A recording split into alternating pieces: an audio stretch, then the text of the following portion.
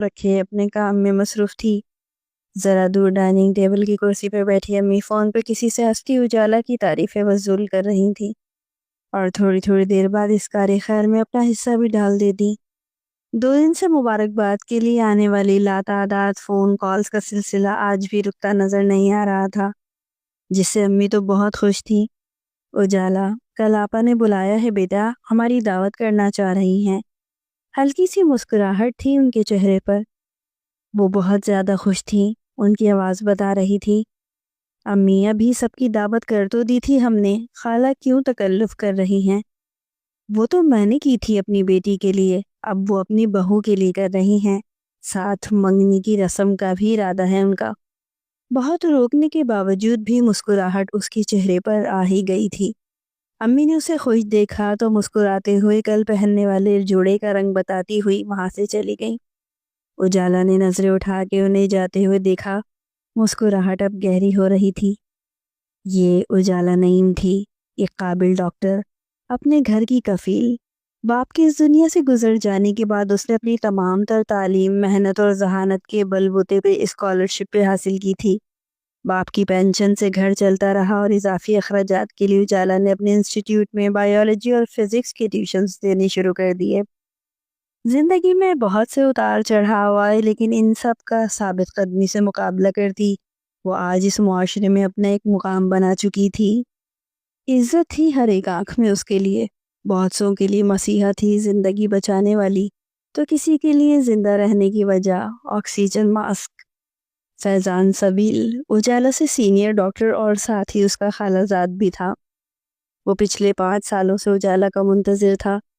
اجالا اپنے بھائی کو پہلے اس مقام پہ دیکھنا چاہتی تھی کہ وہ گھر کی ذمہ داری اٹھانے کے لائق ہو جائے۔ آج وہ ماہر تعمیرات اور شہر کی جانی مانی کنسٹرکشن کمپنی سے منسلک تھا، اور اب جا کے فیضان سبیل کی یہ مسافت اختتام پذیر ہونے کو تھی کہ آج دونوں کا نکاح تھا اور 1 ہفتے بعد شادی کی دیگر تقریبات شروع ہونی تھی۔ جو چاہا تھا وہ حاصل کرنے والا تھا۔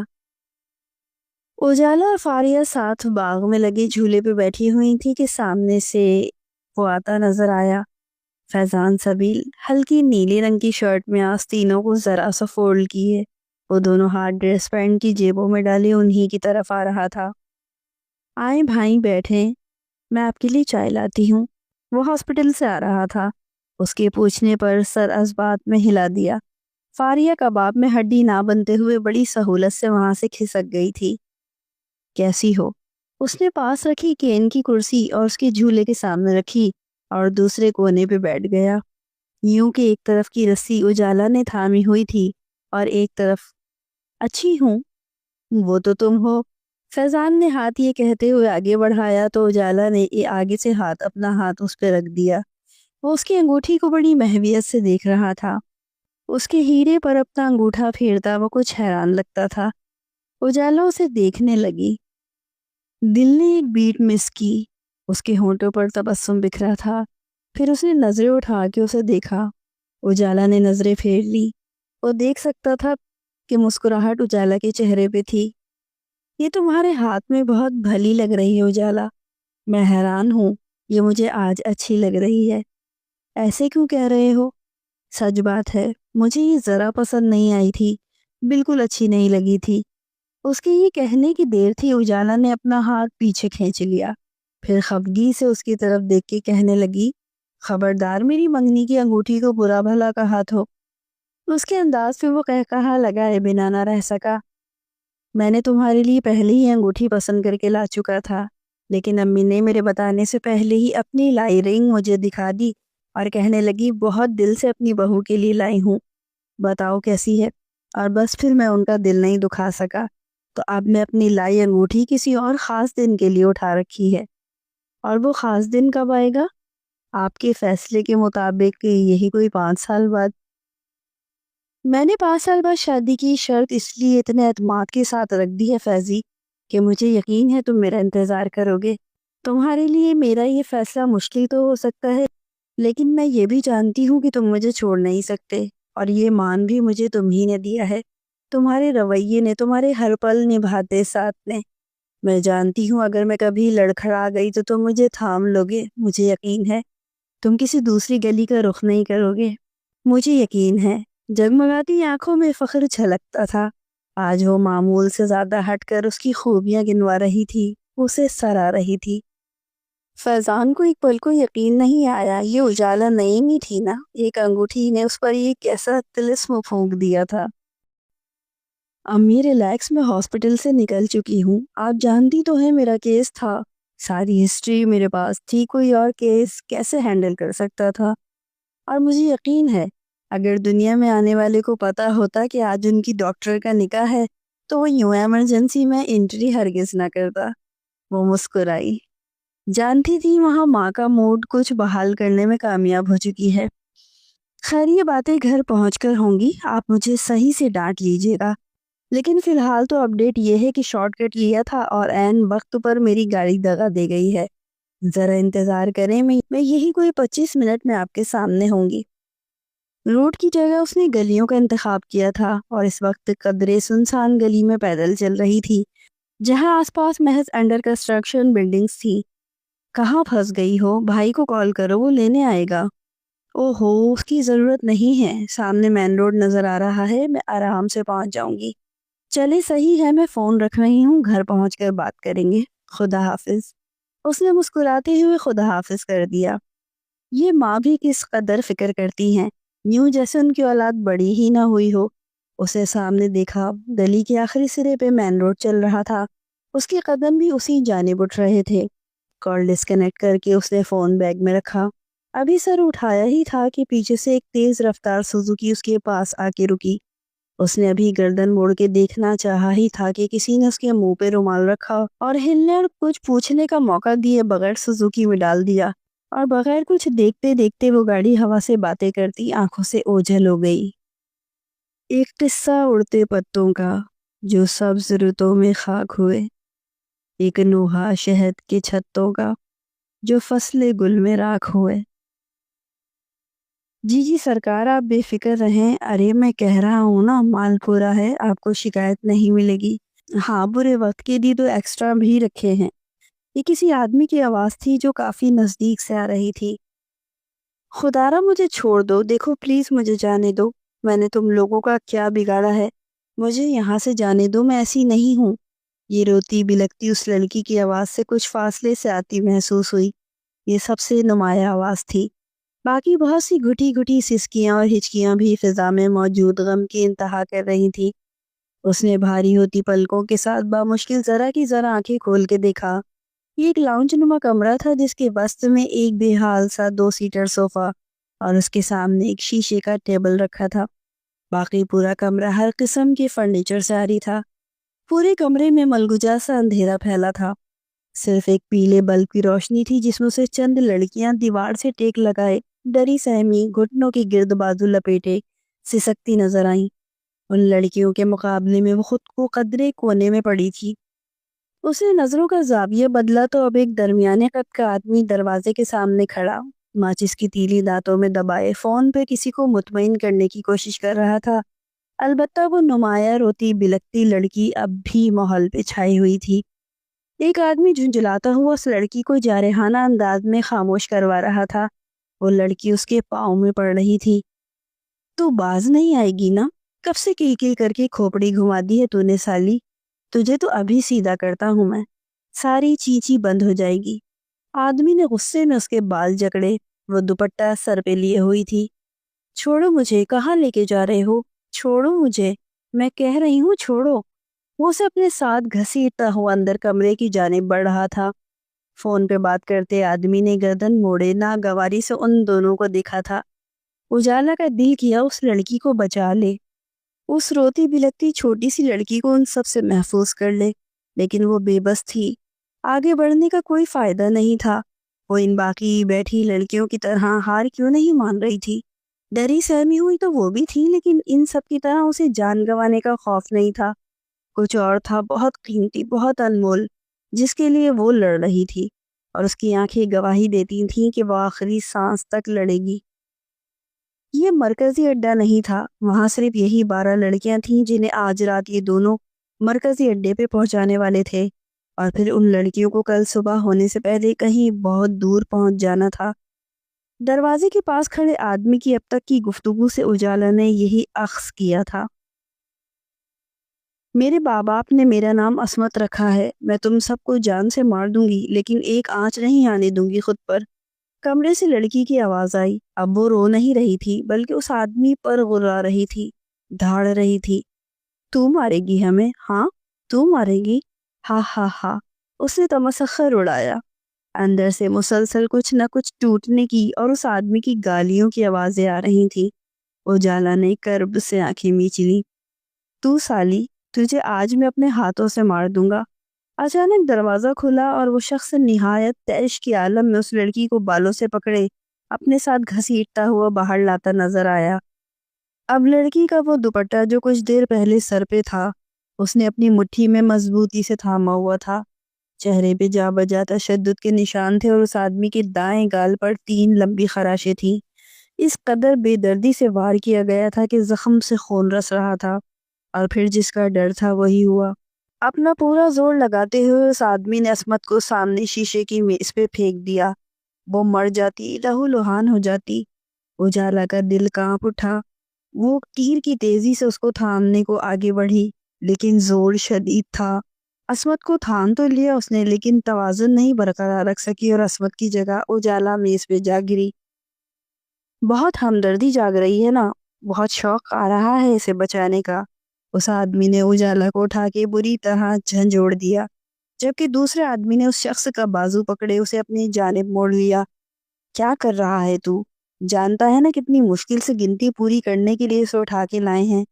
میں سیٹھ کے ساتھ کب سے دماغ کھپا رہا ہوں اور تو سب کو مارنے پہ تل گیا ہے۔ چھوڑ دے انہیں ان کے حال پر، کب تک چیخیں گی؟ کرنے دے شوق پورا۔ وہ کچھ غصے میں اسے سمجھا رہا تھا۔ اس آدمی نے ایک تفکر بھری نگاہ ان دونوں پہ ڈالی اور اندر کی جانب بڑھ گیا۔ وہ تو چلا گیا جبکہ دوسرا آدمی آرام سے صوفے پہ بیٹھ گیا۔ وہ بالکل مطمئن تھا، غالباً اس طرح کے کاموں کا خوب تجربہ تھا اسے، لیکن یہاں بیٹھی ہر ایک لڑکی اس کی کہے گئے لفظوں کی زیر اثر تھی۔ دل پتے کی مانند لرز رہا تھا، جسم بے جان ہوتا محسوس ہو رہا تھا۔ آگے جو ہونے والا تھا وہ خطرناک تھا، بہت خطرناک۔ رات ہو چکی تھی لیکن اجالا کا کچھ پتہ نہیں چل رہا تھا۔ اس کی ماں کی حالت بیٹی کی گمشدگی پہ غیر تھی، وہیں بھائی ایک پاؤں پورے شہر میں اسے تلاش کرتا پھر رہا تھا۔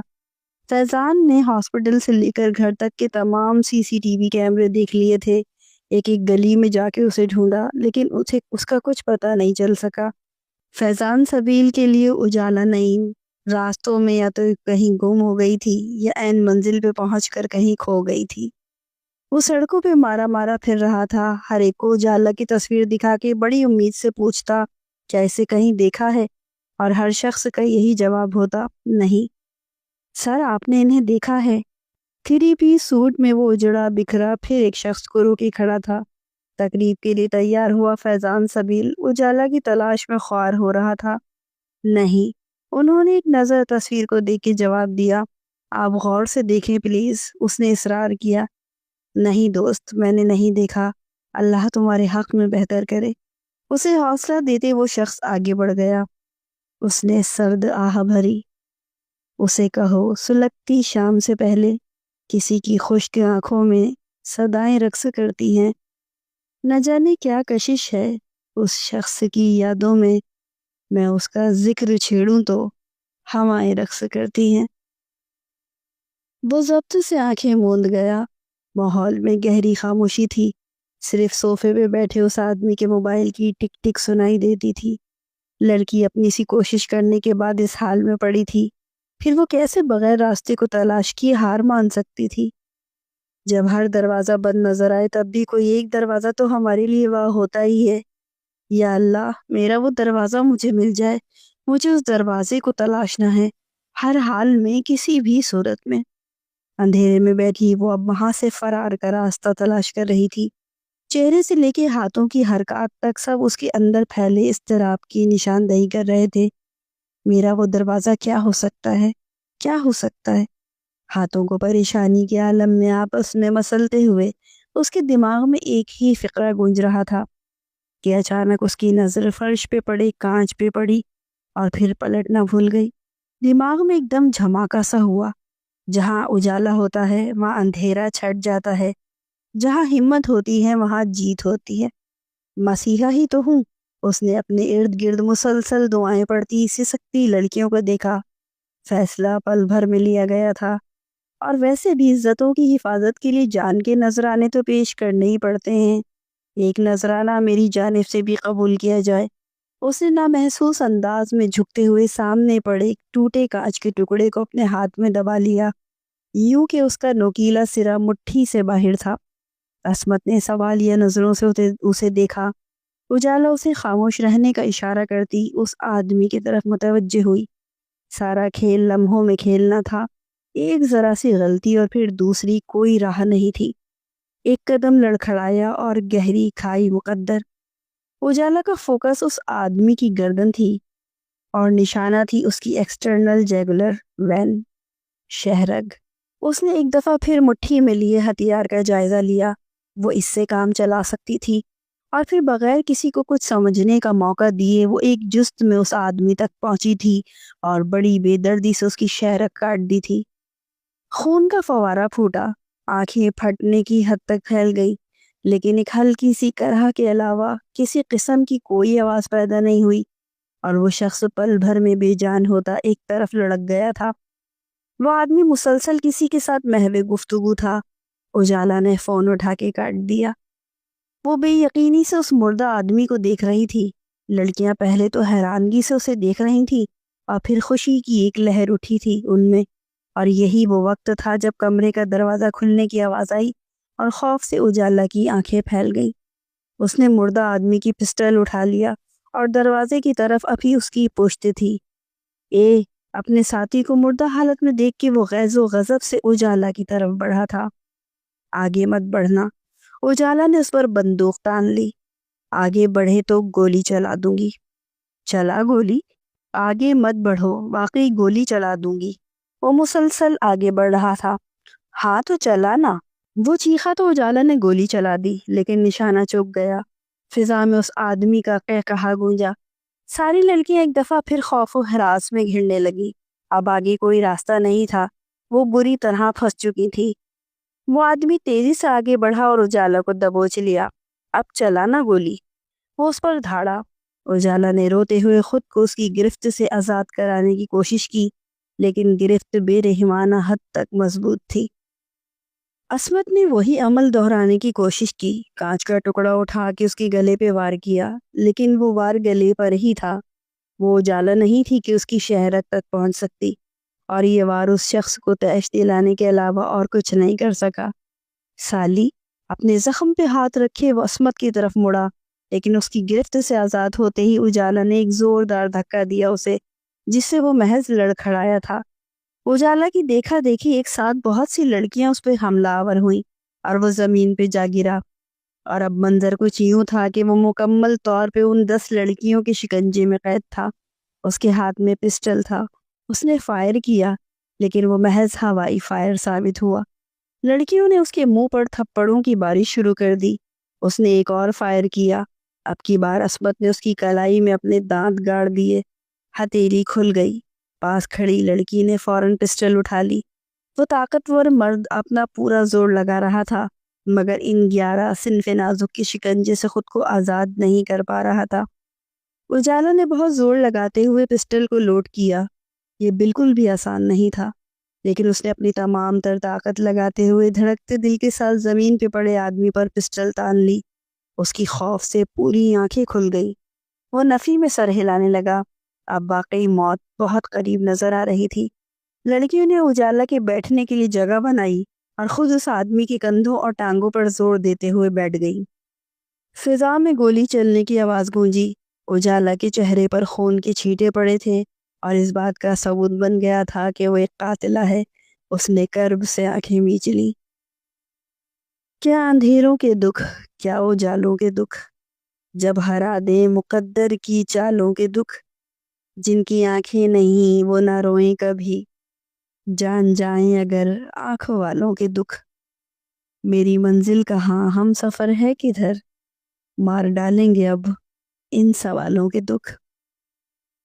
چلو یہاں سے، یہاں رکنا خطرناک ہے، ہمیں جلد سے جلد اس علاقے سے نکلنا ہے، کیونکہ جب تک یہ لوگ ہمیں وہاں نہیں پہنچائیں گے کوئی تو خیر گیری کے لیے آئے گا۔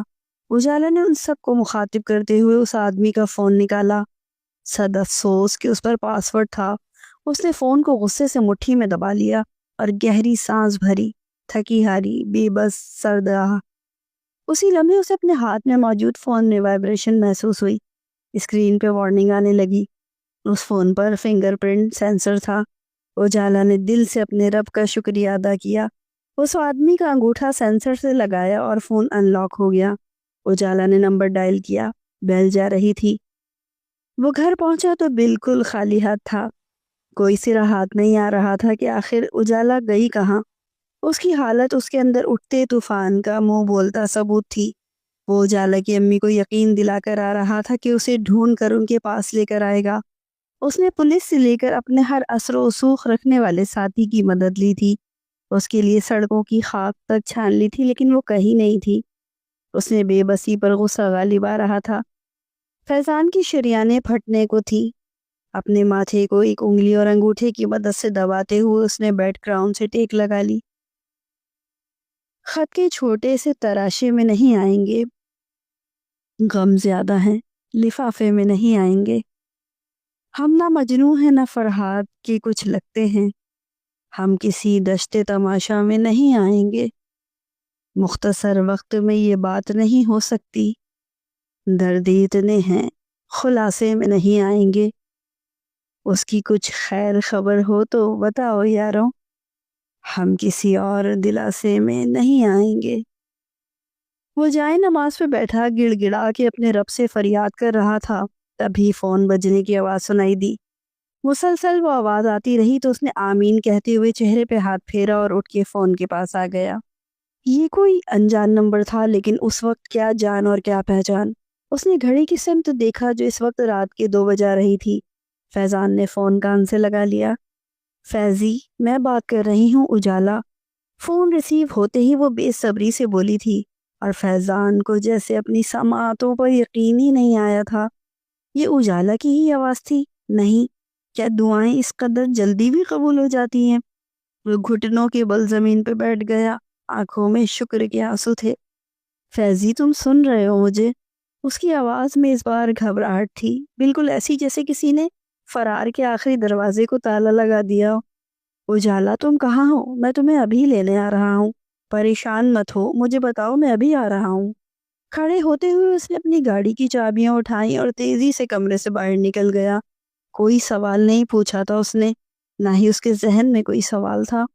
وہ اسے بہت اچھے سے جانتا تھا۔ وہ محض محبت کا دعوے دار نہیں تھا، بلکہ اس رشتے کی پہلی سیڑھی اعتبار تھی۔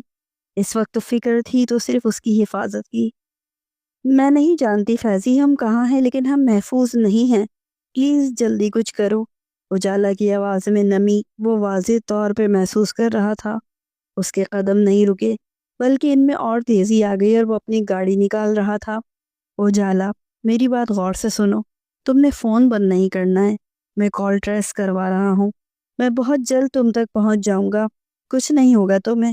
وہ بغیر کسی فضول بات کے اس وقت صرف دماغ چلا رہا تھا، خیر خیریت پوچھنے کے لیے ساری زندگی تھی آگے۔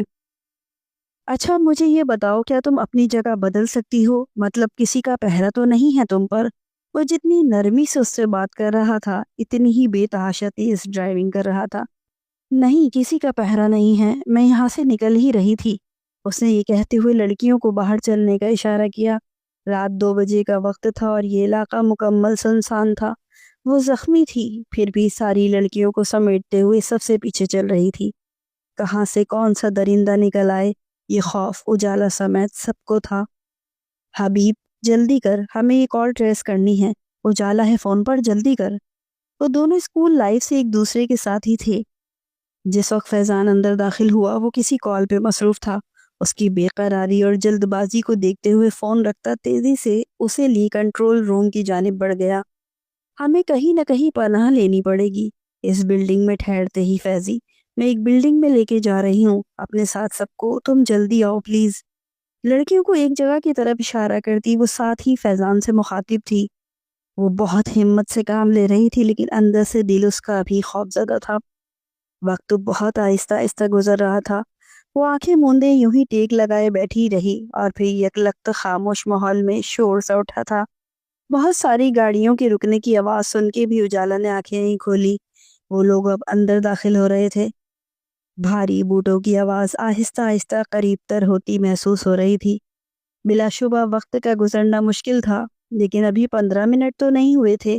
یا تو آنے والا محافظ تھا یا پھر شکاری۔ عصمت سمیت تمام لڑکیاں نامحسوس انداز میں اجالا کے نزدیک ہو گئی۔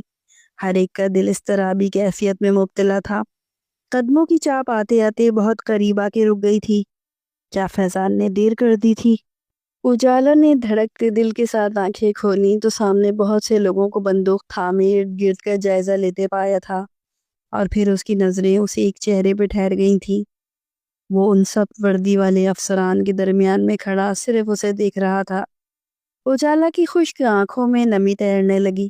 وہ جو خود کو مضبوطی سے سنبھالے ہوئے تھی، اب سامنے اسے دیکھتے جیسے خود کو سنبھالنے کی کوئی ضرورت ہی محسوس نہیں ہو رہی تھی۔ وہ کھڑی ہو گئی۔ ان دونوں کے درمیان محض 7 قدموں کی دوری تھی، اور یہ 7 قدم اٹھانے کی طاقت نہ جانے کیوں اجالا اس وقت اپنے اندر نہیں پا رہی تھی۔ فیضان سبیل کی آنکھیں اس وقت لہو چھلکا رہی تھی۔ اس کے بس میں ہوتا تو وہ حقیقتاً ان سب کو آگ لگا دیتا جنہوں نے سامنے کھڑی لڑکی کو اس حال تک پہنچایا تھا۔ وہ اس کے چہرے کو دیکھ رہا تھا جہاں اسے خون نظر آ رہا تھا، بکھرے بال جیسے بہت بے دردی سے انہیں جکڑا گیا ہو۔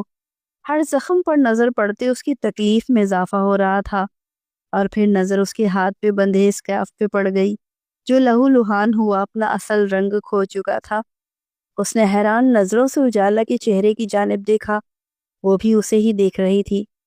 کس قدر تکلیف میں تھی وہ، زخمی تھی پھر بھی کتنی ہمت سے اپنے پاؤں پہ کھڑی تھی، بغیر کسی کے سہارے کے، مدد کے۔ وہ ان سب کو وہاں سے کیسے نکال کے لائی وہ نہیں جانتا تھا، لیکن یہ لڑکی آج اس کی نظروں میں بہت معتبر ہو گئی تھی۔ یکٹک اسے دیکھ رہا تھا۔ اجالا کا چہرہ دھندلانے لگا تھا۔ اس نے بازو سے اپنی آنکھیں رگڑ ڈالی۔ اسے لگا یہ آنسو سے کمزور کر دیں گے، اور فی الحال وہ کمزور نہیں پڑنا چاہتا تھا۔ 7 قدموں کا وہ فاصلہ فیضان نے مٹا دیا تھا۔ اجالا کا ہاتھ تھامے کچھ کہے بغیر وہ اسے لیے باہر نکل آیا۔ تمام لڑکیاں پولیس وین میں بٹھائی جا رہی تھیں، لیکن اس کا رخ اپنی گاڑی کی جانب تھا۔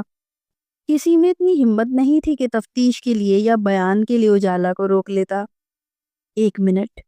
حبیب کے پاس سے گزرتے ہوئے اس نے فیضان کے ہاتھ سے اپنا ہاتھ نکالتے ہوئے کہا تھا، حبیب بھائی مجھے اپنا بیان دینا ہے۔ ہر قسم کے خوف سے عاری لہجہ، سپاٹ چہرہ۔